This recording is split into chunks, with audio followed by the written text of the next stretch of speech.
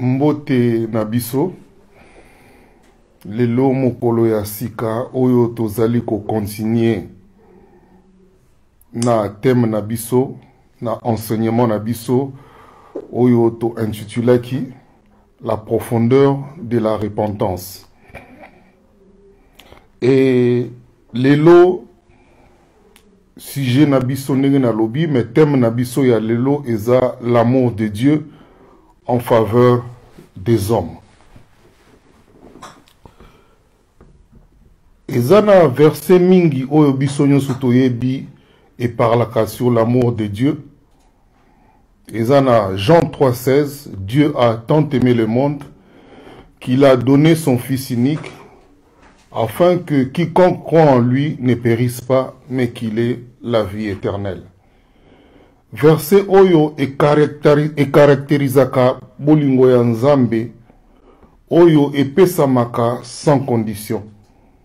Pour Nzambe azana motema moko généreux. Yango Bible lobi lisusu, il y a plus de bonheur à donner que de recevoir. Mais lelo tokoloba na Jean 3,16d par rapport à l'amour de Dieu, mais tokoloba na 2 Timothée 3,16. 2 Timothée 3,16 et lobi boy. Ndenge na lobi thème na biso, l'amour de Dieu en faveur des hommes. 2 Timothée 3,16, toute écriture est inspirée de Dieu, est utile pour enseigner, pour convaincre, pour corriger, pour instruire dans la justice, afin que l'homme de Dieu soit accompli. Dans le verset Moussoualobi, soit apte, capable et propre à toute bonne œuvre. Et ça est vraiment très important. Nenge bomoni na souligné ba moana, toute écriture est inspirée et utile pour enseigner, pour convaincre, pour corriger, pour instruire, pour corriger la version musubabi, pour redresser. Pour na mutu akoko ma capable à saler la Nzambi. Donc verset oyo eza bolingo oyo Nzamba zo lakisa biso toujours na lingi bokota na royaume na ngai, na lingi bozala ba ambassadeur na ngai, mais na bino moko bokokoka te. Tala na nzela ya liloba nde mutu boko réussir, boko zala une bonne représentation ya le royaume de Dieu céleste sur la terre. Moi parenthèse, toko bakisa ou bien toko sala moi rétrospective mouke, il y a partie 1 à partie 2 pour appuyer un verset mususu et pesa biso une grande compréhension. Mais aussi ça nous dans l'amour de Dieu, bien que on appelle l'amour de Dieu. Toute écriture est inspirée de Dieu et utile pour corriger, pour enseigner, pour convaincre, pour redresser, pour instruire dans la justice de Dieu. Et lingi kolobani. Nenge bomoni wana 1, et lingi koloba, l'acceptation volontaire de l'homme pour devenir enseignable. Donc mutu andima liloba ya Nzambe afungola motema na ye, evanda na kati, ebongola ye, royaume ya Nzambe emimonisama à travers fonctionnement na ye. Donc il faut mutu déjà andima volontairement akoma enseignable. Elingi koloba ndenge tolobi wana. Deuxième point, l'homme devient flexible. Donc il se laisse convaincre par Dieu. Mutu a commis na position gouvernementale, na position ya orgueil, a commis qu'on se laisser convaincre par Dieu. Yango otoko benga l'amour de Dieu. Ndenge toute écriture est inspirée de Dieu. Donc il y a koloba mutu fa comme flexible. Sinon te okoko salela nzambe te. Et il y a koloba lisusu nini troisièmement l'humilité de l'homme pour son propre redressement. Pour la correction na yemoko.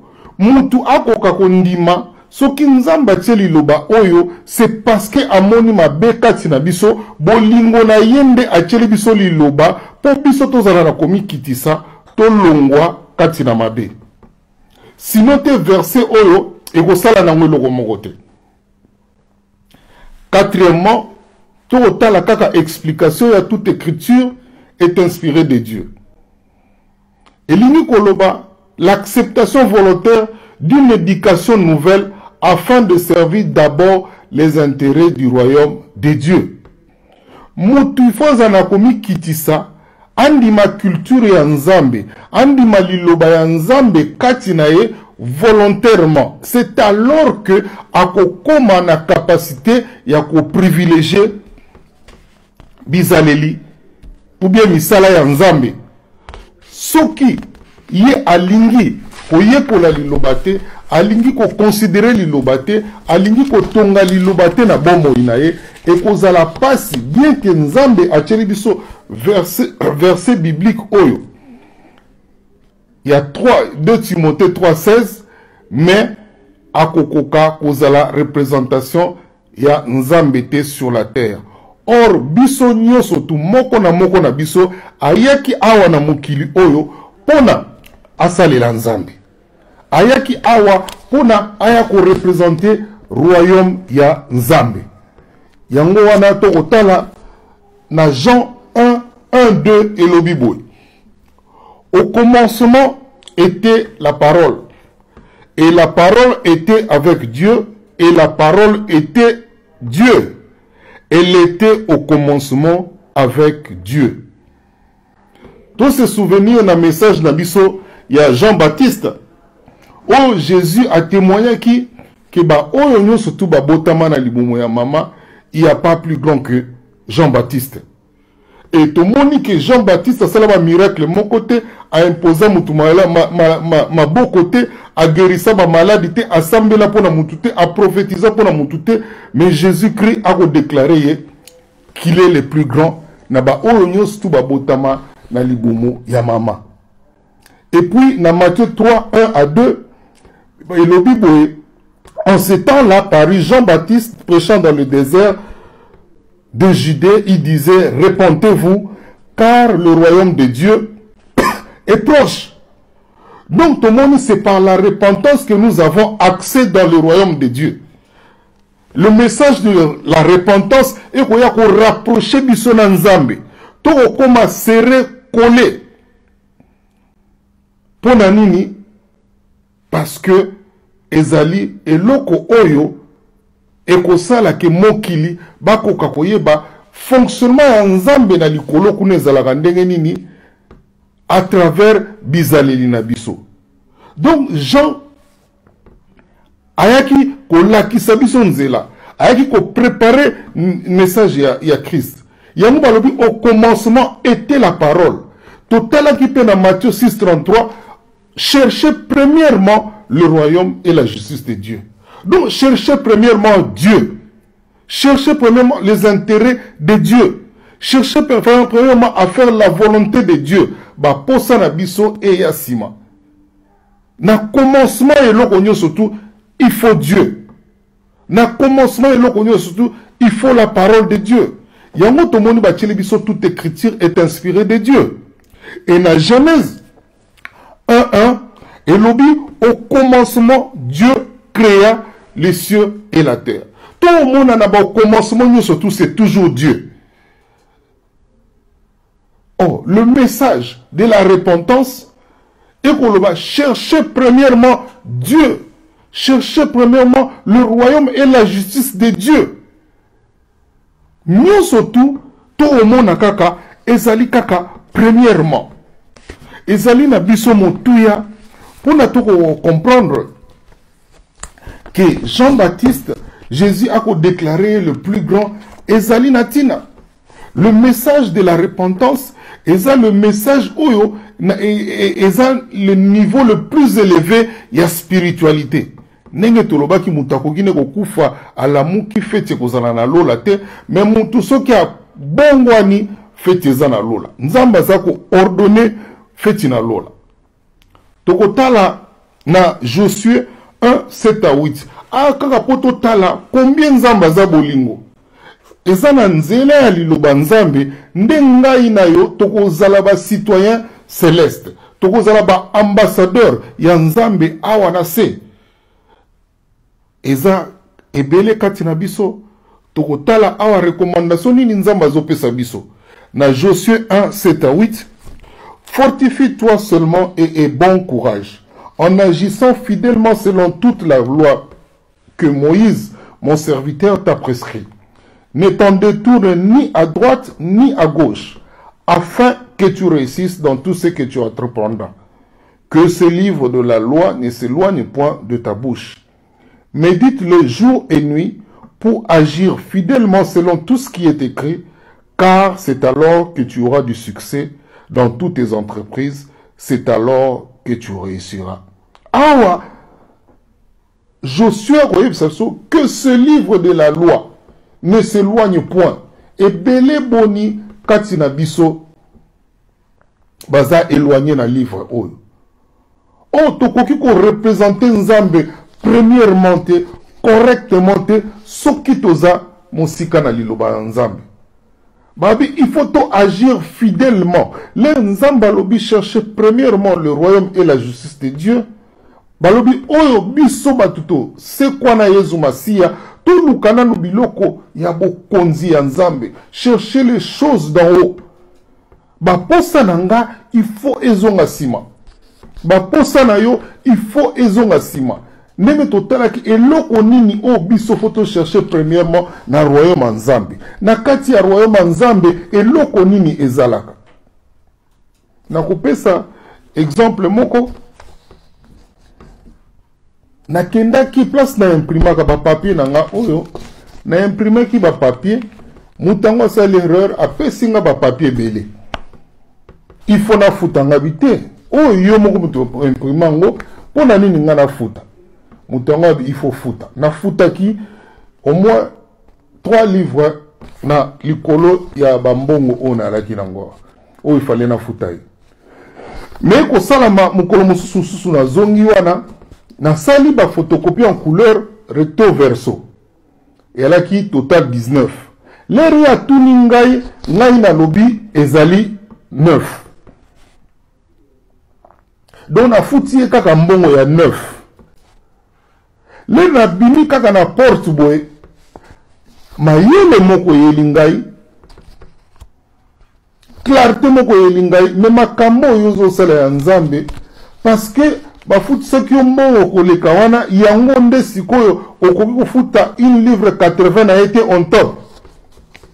Nazongaki na kati na futi batu wana mbongo na bango. Parla na lingi na loba nini. Nazali koloba ke kati na moto nyonso tu nzambe achaka valeur oyo babengi moralité. Moralité ezali loi moko interne kati na moto oyo yaka pona influencer motu asala kaka malamu. Et la plupart des fois toyo kaka moralité te. Oyoki penza une voix de l'intérieur ekolobanayo mais au salélité. Oh, moralité ezali eloko moko valeur moko o ezala kati na royaume ya nzambe. Oyo nzambe azo chango kati na moto nyonso tu na ekela mona nyonso tu pone rapela kaye mabe na malamu. Natala livre ya tueur de série moko tueur en série ya États-Unis Amérique mutu wana ba kondanaki ya mort ba bomaye mais mutu wana bongwanaki. Lera bongwanaki asalaki livre aza koloba lera za okende koboma batu ezana loko moyo koloba ne kati na motema ko boma ete mais ya ko yokele loko wana te mais alikine ka ko boma après ko comprendre ya ko mi boloko ayo comprendre que ezalaki nde la moralité bonzambe o nzamba tia kati na biso une partie de lui pour influencer biso tokoka kosala malamu. Donc moralité zeloko moko o eza très important oyo ngai na yo il faut to banda koyokela yango parce que toza ba représentation ya royaume céleste de Dieu sur la terre. Voilà pourquoi il est très important tokoka koyeba liloba na Nzambe, tokoka kokanga bana liloba Nzambe parce que tolingi tokoka koyeba ke eloko nyonso ya bonzambe elekaka na nzela ya la repentance. Na kozonga totala explication moko topesaki ya royaume de Nzambe po tokomi pena pemeni po tokosuka parce que tokoluka tosala kaka mo ba 20 minutes mais ezala moi ebele. Le royaume céleste de Dieu sur la terre implique que l'homme ramène tous les aspects ou les domaines de sa vie sous le contrôle, l'autorité et la direction de Dieu. Telle est la posture d'un vrai adorateur vivant dans un monde d'adoration qui est le royaume céleste de Dieu. Donc, awa, tokomona, royaume yanzambe, l'établissement de la justice de Dieu dans le cœur de l'homme qui abandonne sa vie afin de faire que la volonté de Dieu. Privilégier la volonté de Dieu. Mettre Dieu en premier. Et tous allons toujours en mémoire que nous parlons de la repentance. Profondeur nini oyo kokozala na repentance. Tokotanga lisusu verset biblique mususu po tokomi penza tutikali na moins de 4 minutes. Jean 4, 22 à 24. Vous adorez ce que vous ne connaissez pas. Nous adorons ce que nous connaissons, car le salut vient des Juifs. Mais l'heure vient et elle est déjà venue où les vrais adorateurs adoreront le Père en esprit et en vérité, car ce sont là les adorateurs que le Père demande. Dieu est esprit, il faut que ceux qui l'adorent, l'adorent en esprit et en vérité. Tu parles qui nenge toiti kotanga awa Nzambe azana posa ya adoration te mais Nzambe azana posa ya adorateur. Adoration elingi kolobani. Adoration na mot grec parce que Bible est witaki na grec na hébreu ya komisango na français. Mot wana adoration na grec veut dire proskuneo. Et ça wana place verset verbe oyo se prosterner et wita. Ezali position oyo mbwa soka moni maître ne yako ya akimaka ba afukami. Donc un adorateur eza moto oyo aza kofukamela Nzambe ne lobeli na ye. Ayebi nini ya kokoloba a blessé batute. Na kati na makanisi na ye aza kofukamela Nzambe. Ne lateli na ye aza kofukamela Nzambe. Na oyo azo tala na oyo azo yoka aza kofukamela Nzambe. Ye wana nde babengi un vrai adorateur. Le tokoloba adoration ezana nzembo te. Adoration ezana no kofukamela Nzambe. Le Nzambe alobi na biso ezana nzela ya liloba na ye, eza kaka na nzela ya liloba na ye. E tokosukisa na eloko moko oyo tolobaki oyo biso tokoma kotia yango liboso bien que eza motuya mais tokoki kotia yango liboso te eza prière. Na royaume Nzambe prière ezalaka te. Mais biso tokoma koloba ngai na bonga na sambelaka. O Nzambe azana bato ba ana besoin bato basambelaka te mais Nzambe azana besoin ya bato ba bongo wana baza kosambela. Yango na moni na Jacques 5 16 elobi, confessez donc vos péchés les uns aux autres et priez les uns pour les autres afin que vous soyez guéris. La prière fervente d'un juste a une grande efficacité. Tout le monde qui n'a acte des apôtres. Prière est à la 4e place. Ah oui, la prière n'est pas efficace, mais la prière fervente d'un juste. Mon toi comme juste n'a mis son Nzambe parce que Aza au tambola nanzela la repentance. C'est par la repentance que tu comme juste. C'est par la repentance dans le message du royaume de fruit de la repentance et ça comme on est la biso. Tokosuka awa na acte des apôtres pour na kotalisa kaka ke to privilégier kanano prière te mais to privilégier bizaleli nini oeza na bokonzi na Nzambe. Na acte 19 13 à 16 le Bible. Quelques exorcistes juifs ambulants essayèrent d'invoquer sur ceux qui avaient des esprits malins le nom du Seigneur Jésus en disant, je vous conjure par Jésus que Paul prêche. Ceux qui faisaient cela étaient 7 fils de Séva, juifs, l'un des principaux sacrificateurs. L'esprit malin leur répondit, je connais Jésus et je sais qui est Paul, mais vous, qui êtes-vous? Et l'homme dans lequel était l'esprit malin s'élança sur eux, se rendit maître de tous deux et les maltraita de telle sorte qu'ils s'enfuirent de cette maison nus et blessés. Oyo bamoni Paul azo sambela bakoti na nzela ya losambo oyo ya Paul, mais bazalaki na connaissance ya liloba nzambe te. Formulation même ya liloba ya nzambe ndenge Paul azo sambela au nom de Jésus bango bakosala ndenge wana te, mais ya kosambela au nom de akosambela contre ba démon au nom de Jésus que Paul prêche. Ba démon balobi Paul toyebi Jésus toyebi ye maître na biso toyebi bizaleli na ye. Paul wana mutalobaki, moi je suis l'imitateur, soyez mes imitateurs comme moi je le suis de Jésus-Christ. Donc Paul azalaki na bizaleli ya Yesu Masia. Mais bato wana bakoti na monde ya prière, na monde ya délivrance, bayebi liloba te, bayebi pe bizaleli nini te oyo bakotambola na yango. Bizaleli na bango ezalaki mabe. Et suka tomoni ndenge nini ba démon ba maltraitaki bango. Mais ngai na yo soki tozo kanisa que prière eza baguette magique, prière eza baguette magique te. Prière tokozongela ngoto sima tokotala eza na 4e place, prière eza motuya, mais prière ezo senga que tous produire ba fruit digne de la repentance. Tous ala na kati na royaume ba démon ba kotosa biso. Ah batosa ki ba fils ya Sévate, c'est la même chose dans ba prière tokosala, ba démon ba koki ko bloquer ngo parce que toza correct te, to vivaka na kati ya royaume de Dieu te. Na bandi na mokolo ya lelo to suki awa oyo tokoko loba mwa muke yango wana vraiment liloba ya nzambe ezwa esika place na biso toko continuer na 3e na 4e partie na biso soupe bokomona yango ekoya. En tout cas mbote mingi na mabota na bino nzamba azwa lokumu apambola biso nyonso tu na kombo na Yesu Kristo Masia molimo mosanto akamba biso pona lokumu na Yesu Masia. Amen.